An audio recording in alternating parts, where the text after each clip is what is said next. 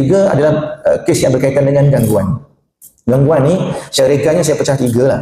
Satu yang kita jumpa secara tak sengaja. Di kampung saya dulu ada satu keluarga ni, dia makcik ni dia membersihkan beluka di belakang rumah dia. Nak tanam jagung lah kononnya. Dia bakar. Selepas dia bakar tu, dia balik rumah dan dia tak lalu makan dah. Tadi murung, tak tidur sampai 2 minggu. Dan jadi kurus je badan dia. Ini cerita betul. Saya kenal sangat makcik tu sebab makcik tu mak saya.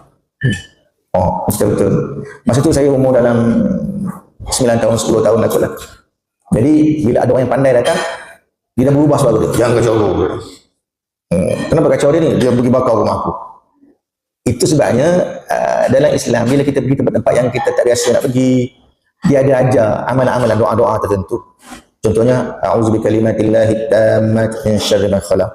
Tapi kita rendah aja. Kadang kita masuk hutan, kita pergi taman, kita pergi ke naik bukit, kita pergi hiking, kita pergi makan angin, kita pergi tepi pantai.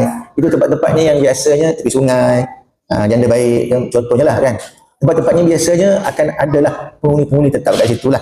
Jadi bila kita langgar tempat dia, kita bising kat situ, bila kita ganggu tempat dia, bila kita kencing, rata-rata